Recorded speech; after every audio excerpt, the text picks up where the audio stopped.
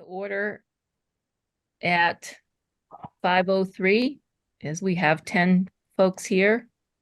And 11, 12, Owen and Aiden are here as well. Just saw you pop in, and some visitors.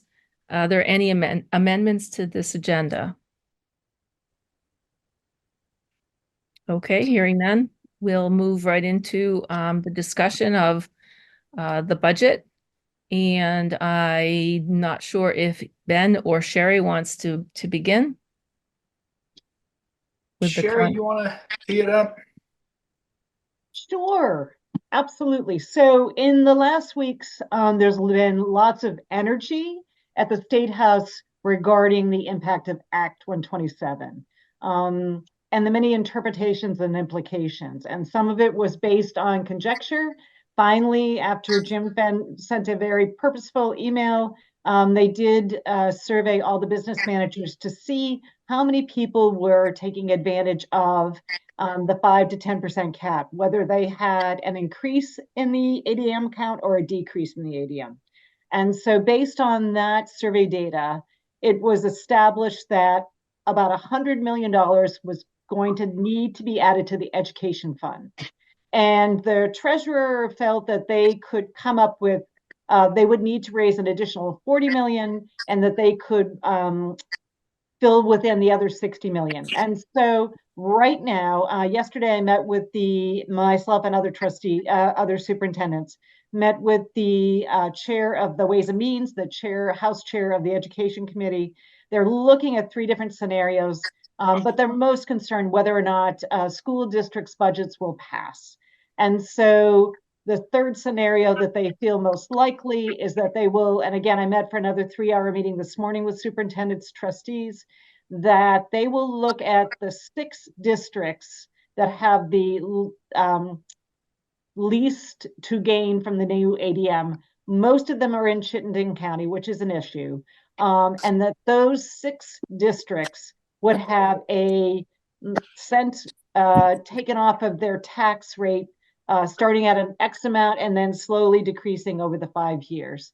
And so, and having conversations with Ben and Carrie and Jim Fenn, thinking that our benefit of this 5% cap was very small, and it was designated to a very specific project. So bringing back to you, the board, how you'd like to move forward. Again, there is no definitive that it will be repealed. There's no definitive what actions are going to be taking, but based on the amount of energy at the State House right now, felt that it was important to bring back our budget to the board for consideration. It needs to happen. This vote has to happen today so that it can be posted before February 4th. And so that's why we're in the position we are to meet on a Friday evening at 5:06.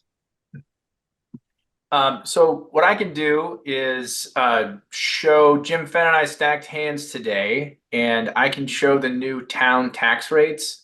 We'll pick up where we left off on January 8th, where we set them when we had the 5% cap of Act 127. The interesting thing, you all may recall that the yield number from the state was incredibly low. The one that came out in the December 1st letter, it was in the 9,400 range. And even with the new pupil weighting, that was going to force everybody into that 5% cap. Apparently the AOE, or I don't know what authority, has communicated a new yield number that's far more reasonable. Essentially, it'll result in a tax rate increase for our district, not subject to the 5% cap, but let me see, it would be not much more than that, 6.39%.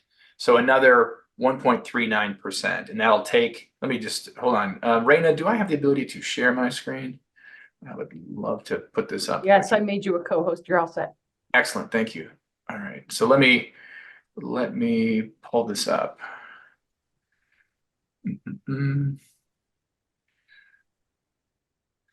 So this is where we left off in on January 8th. With it, is that a full screen, or is that the weird screen? Sorry, it's the weird screen. Yeah, it's the weird screen. We can see your notes and stuff. Okay, hold on. Sorry, guys. Do that. Wait for that. Okay, how's that look? Better? Yes, Yes. Okay, this was with the application of the 5% cap and that what I referred to as the tanked yield amount. And so you can see that our equalized tax rate was at a dollar 59.84. With the new yield of 10,250 and removing the $750,000 for prepayment of debt, we move into an equalized tax rate of 16196 and the town tax rates you see there on the bottom row. So you can see they move about a percentage and a half at the town level. So this is what's the new, and Raina, maybe I'll stop sharing. Can you pull up the new warning language with the new amount that we have? If we have it ready. Yep.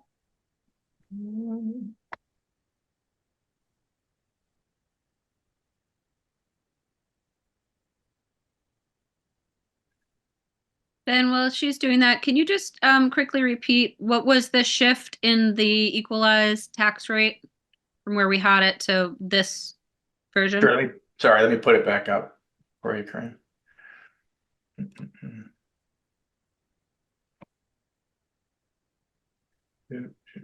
Sorry. Hold on, yeah, there you go. I have to stop sharing so you can share. Yeah, sure.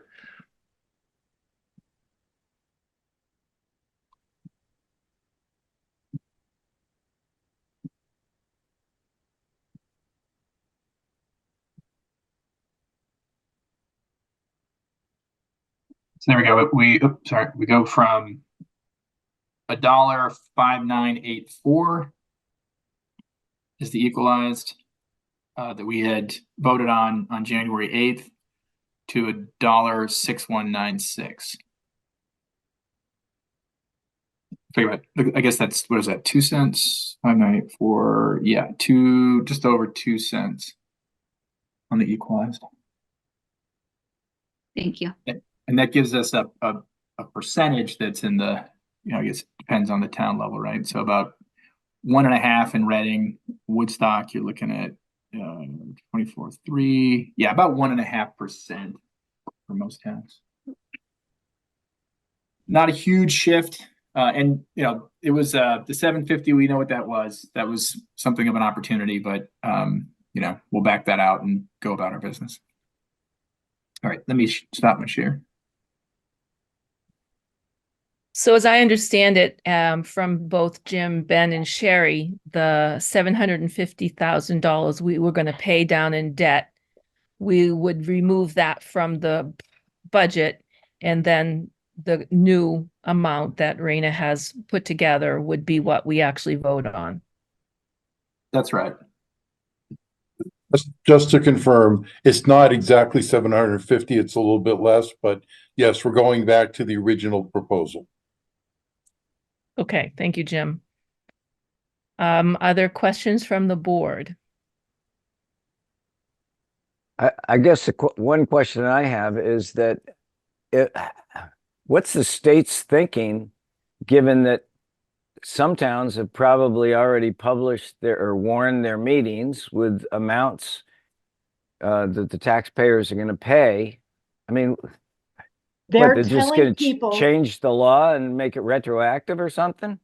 Bob, they're telling people that they're going to pass legislation that you can move out your vote date. They say they're going to give money for new printing of paperwork. There's lots of, as I like to say, magical thinking around what's going to happen. You're absolutely right. There are districts, we have already passed our RIF time, so we have to notify the union if we're cutting the position. That's already gone behind us. That was February 1st. So huge implications. Do they know what they're thinking? I don't think so. This for the record, I mean, this wouldn't be the first time. I think it's just been quite a while. Maybe it was even Act 46, but where most of the state had to hold new votes or make last minute changes. It's just an awkward position to be in. Josh?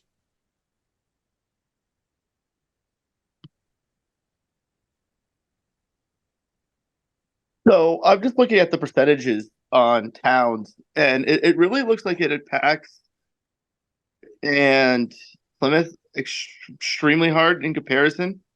Looking at those percentages, they were almost 30%. I mean, I know they were going to be 29 some odd percent, but now we're talking 30, over 30. That's a really tough sell.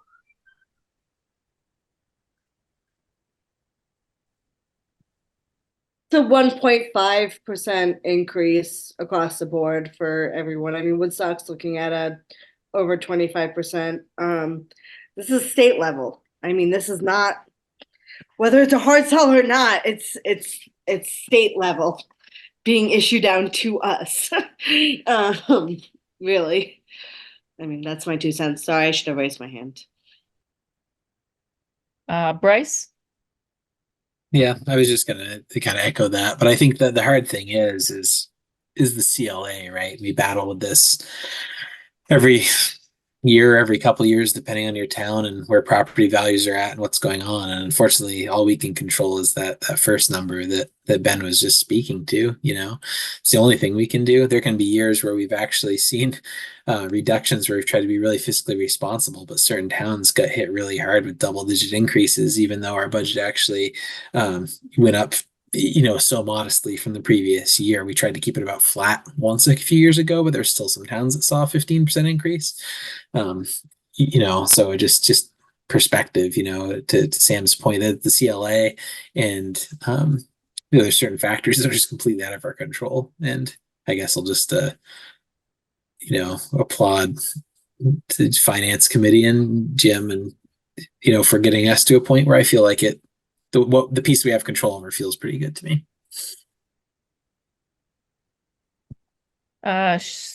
Sam and then Sherry. Sorry, I should have raised my hand to begin with. Yeah, so as Bryce said, the CLA is really that was a big pill for me to swallow when I first started on the school board, learning how little control over how taxes get raised that we have on this level, and the CLA really has a huge control over it. And the houses are selling at a crazy rate. I mean, there's just nothing there's no way on a school board level we can change that, or the CLA. The other thing to keep in mind is, I was on the board, like Bryce talked about, when we used to try to keep it neutral and really not try and keep budget as low as possible.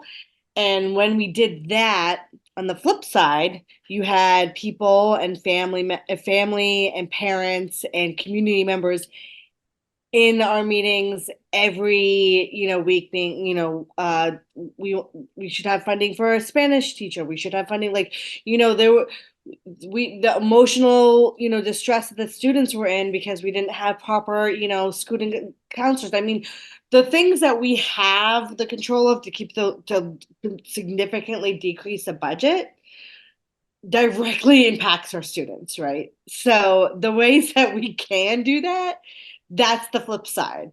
Okay, so that's the flip side. Also, as you've been seeing in the listserv, how people are saying that the building's neglected, which we know isn't accurate, isn't true. It's just old. But that's the other side of it. The ways that we have to significantly decrease the budget to do that tax rate is taking teachers away from students, is not doing the maintenance we are doing on the schools. It's not, I mean, it's a no-win situation, but it is, besides for making sure that the education and the building that we do have is in the best shape that we can do for our students and community. That's where we're at. That's my 2 cents at least. Josh, you have your hand up.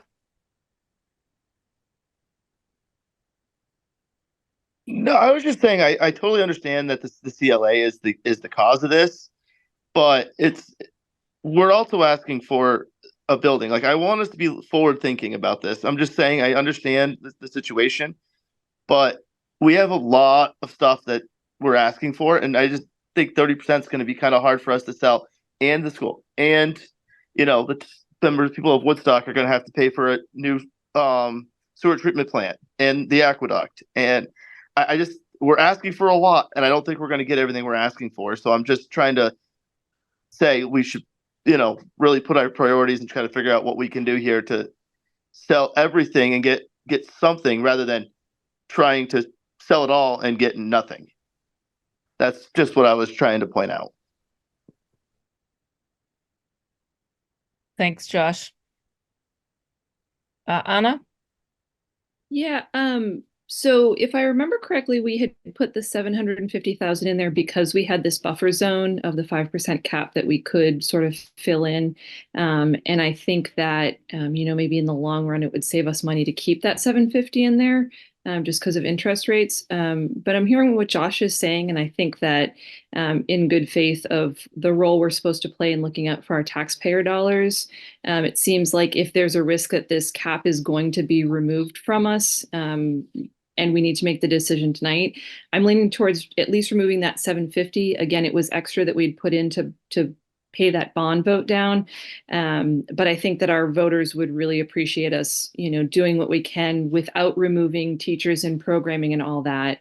The 750, again, paying down the bond is would be prudent in the long run. But I think during this particular year where we're also asking for a new building at the middle school, high school, I think our best move forward is to take the 750 out, or the small amount just under 750, to show good faith to our voters and or our taxpayers, and also, sorry, there's lots of commotion going on at the house right now. Really show us being financially fiscal, or as fiscal as we can, without removing more important or integral parts to our system. Mhm. Okay, thank you. Anybody else have a comment or a question? Further discussion?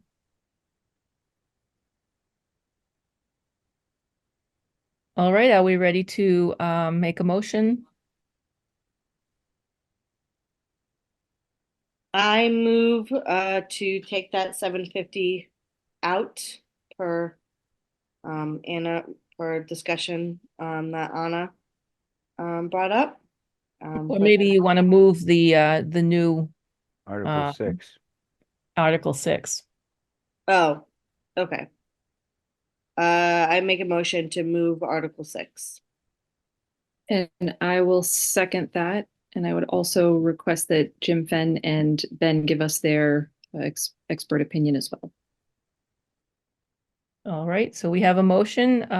Jim and Ben, would you like to speak to it?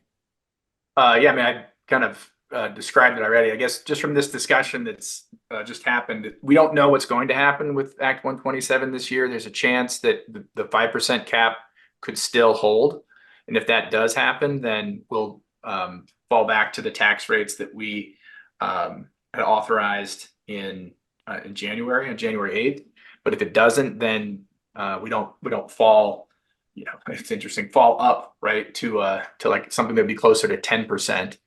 And we're at that 6.39% increase versus 5%, right?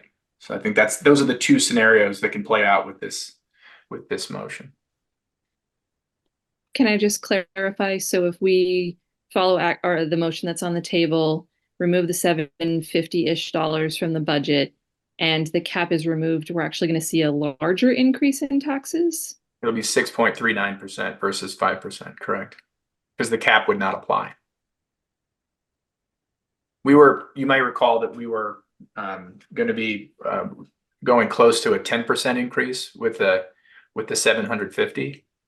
And that was because that was that dead band I described, that you have a 5% cap as long as you don't exceed 10.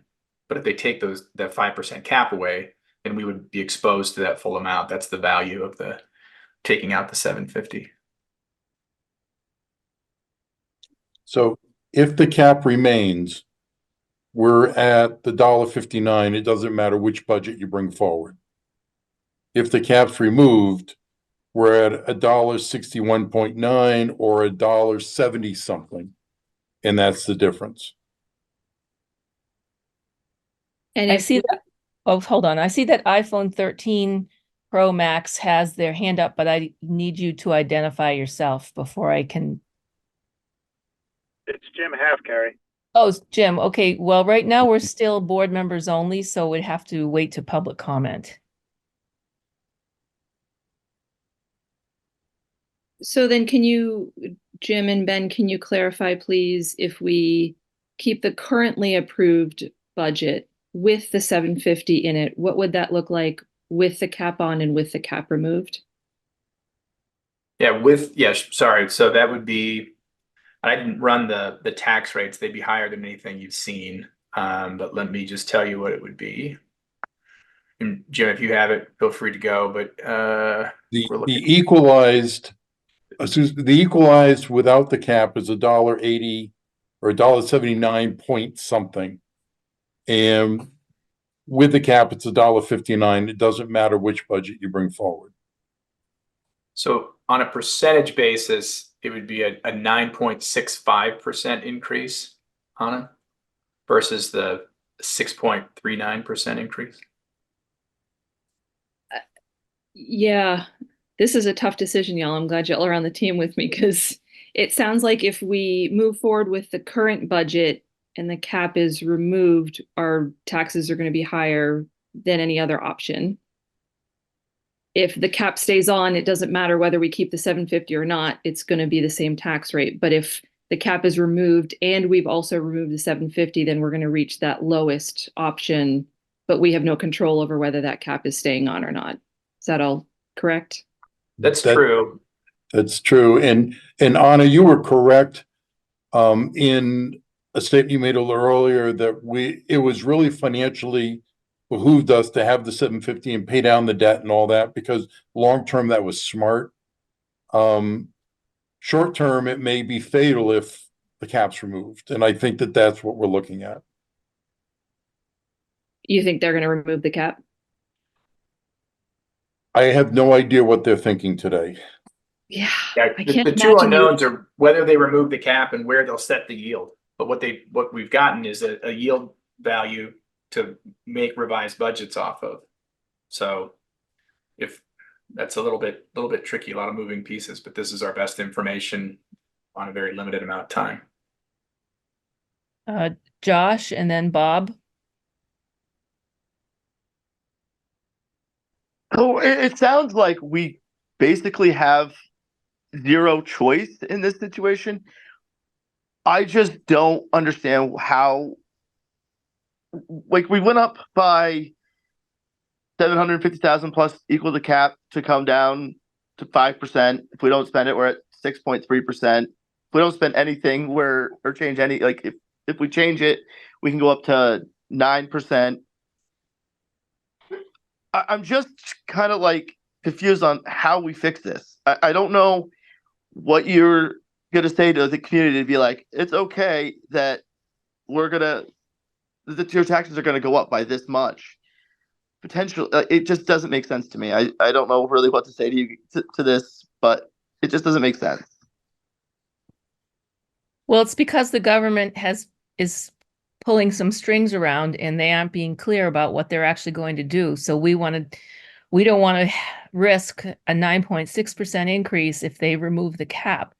Therefore, the best option to be fiscally responsible is to remove that and then have a 6 point whatever it is increase versus the 5% we were going to have because of the cap.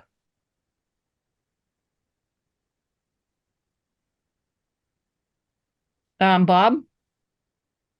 Yeah, I think knowing what we know today, the prudent thing to do is to vote for this Article 6 the way it is. There's absolutely no question that it makes no sense to take the risk knowing what we know today.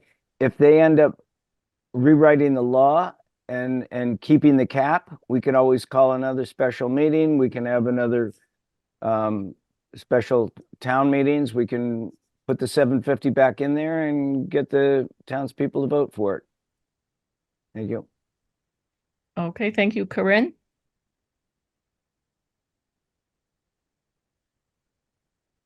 Yeah, I just wanted to, I guess I'm just going to reiterate what the last couple speakers have said. I think that the budget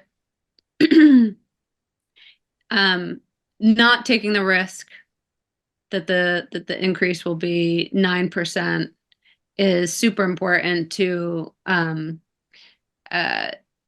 kind of making sure that we can at least have a chance of passing this budget. And I think the 5 versus the 6% increase are fairly fairly responsible. There's usually some increase, and the biggest impact of the CLA, which is all over the place and changes every year, is not under our control. And it is hard to explain that to taxpayers sometimes, but a lot of people get it.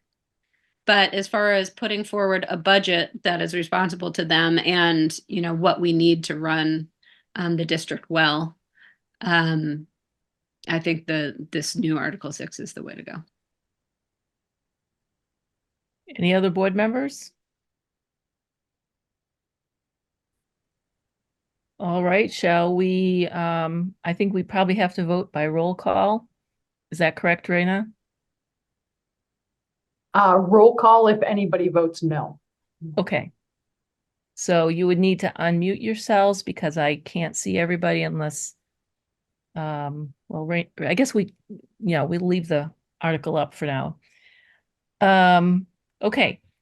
All in favor of passing this budget, please say aye. Aye. Aye. Aye. Anyone who's opposed needs to unmute and say so.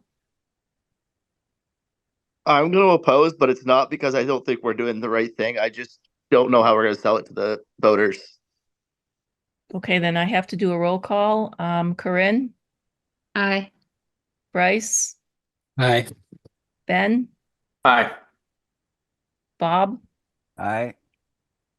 Did I miss anybody in between here? Hold on. Elliot, Aye. Sam, Aye. Anna, Aye. John,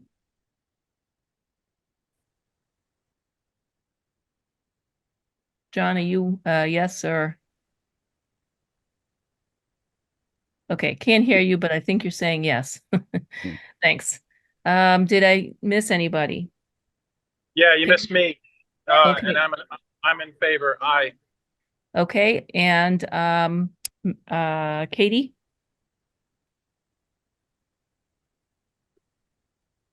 I don't know if she's there. Lydia? Aye. Okay. Okay. So just making sure I got everybody. Okay, I think I did get everybody. At this time, I will open Harry, hang up. on. No, I apologize. I see that we've missed an item of business. I should have brought this up in amendments to the agenda, but I'd like to propose an amendment to the agenda.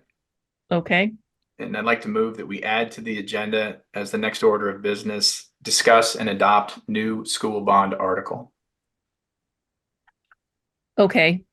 Had we not done that, Ben? No, these, if I can get a second, I can explain, we can discuss. Second. Thanks, Anna. So there were references to Act 127 in the school bond article in terms of the funding. And if that goes away, it won't be accurate. So this revisions to the article were required to account for that possibility. So the current language is what we have. But so this is just a motion to talk about it. So I think we'd need a vote on that. To open the discussion? To put it on the agenda. Yeah, this is an amendment to the agenda. Okay. All those in favor of accepting the amendment, please say aye. Aye. Aye. Aye. Aye. Aye. Any opposed? Okay. All right, we can discuss. Okay, so maybe I'll make a motion to adopt Article 7, and then we can discuss. I second. Okay, discuss. All right, as I said, the prior version had references to Act 127. The purpose of tonight's meeting is to correct the warnings provided to our voters because of the volatility around Act 127. So the new language has been revised to remove those references. Any questions or comments from the board? I have a question. Can I have the Yep, floor? go ahead, Anna, and then Bryce.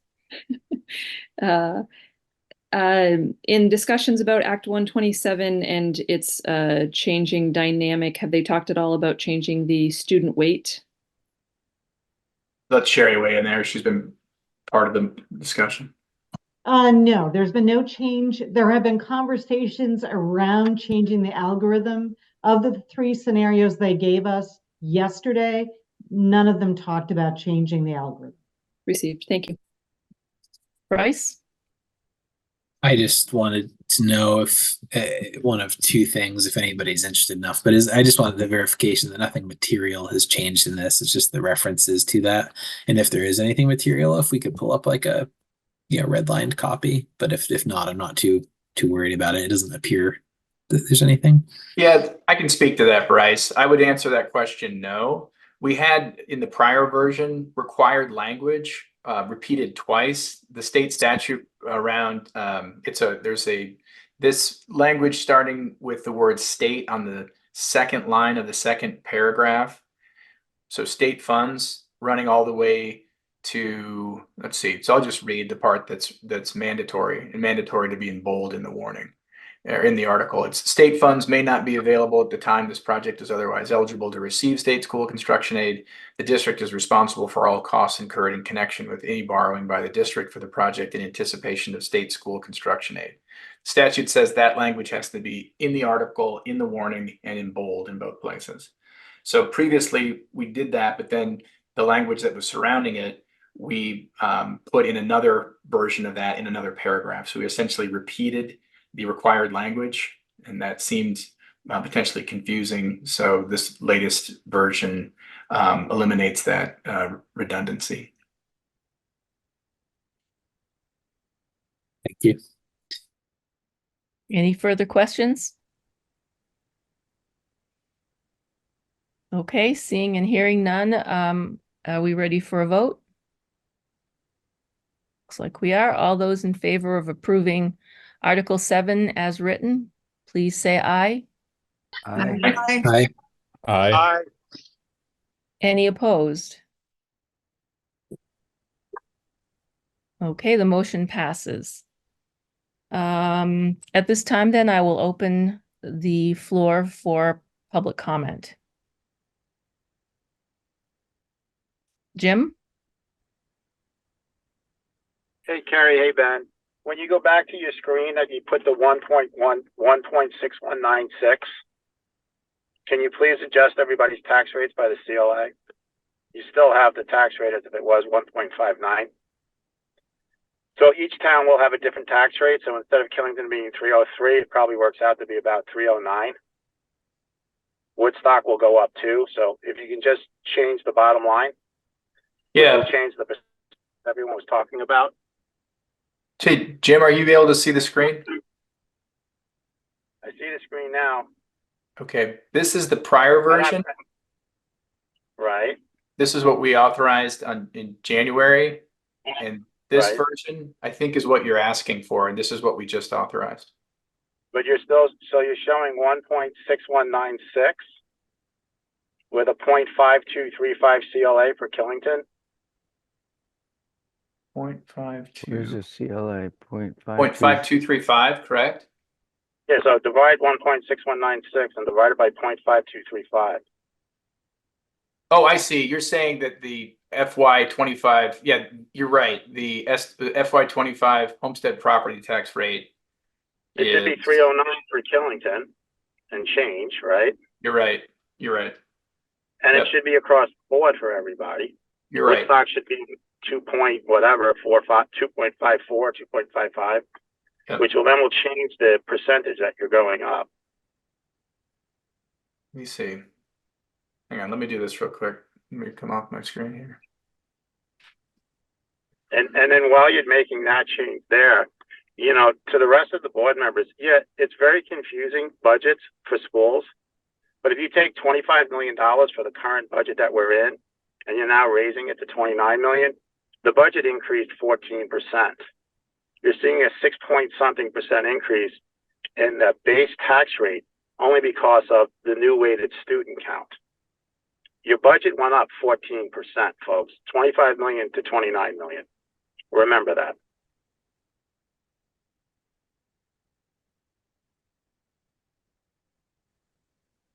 All right. But if you're going to put it out to a vote and you're going to put this data sheet out there, please just correct and include the CLA for each town.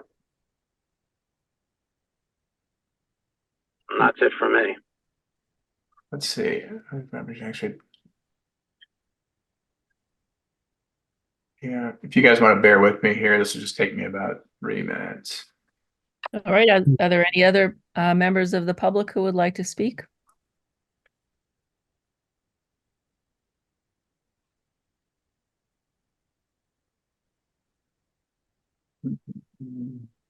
Okay, let's see.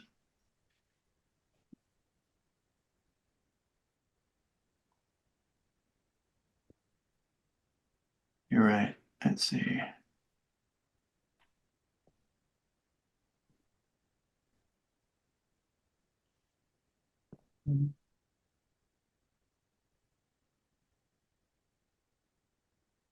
You understand what I'm saying, right, Ben? I do. The percentage won't change, but the numbers on that row will change. That was just a cut and paste omission. You're right, the rates will change. If your percentage doesn't change, I don't understand what you're saying there. Last year, Yeah, Killington was paying Actually, here, $2.40. let me do this. Here, this will be easier instead of cut and paste. I'll just show you the spreadsheet I'm working off of. It's not as pretty, but it has the information. I just want to make sure you understand what I'm saying, and then it just confuses me when you have a new build vote that you're also doing, but you've made presentations and saying that there's going to be a 3 to 3.5% increase in the budgets going forward, but you just now had a 14% increase in your budget. So don't know how you're going to hold to the 3%. Don't know how you're going to hold to the 16% without firing people, because like Sam said, there's nothing else you can cut. So that's it. here, let me. I really see the school stay, but I think Can you guys see are my crazy. screen, Jim? Yep.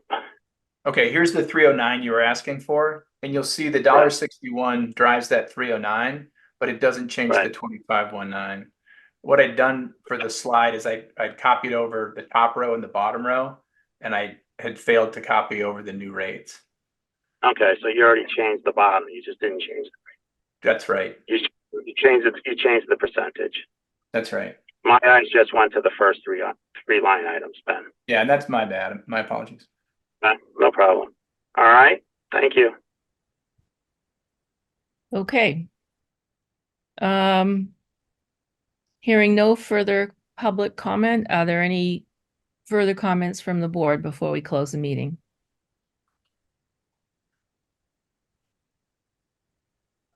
Okay, I'll be happy to have a motion to adjourn. Moved. Second.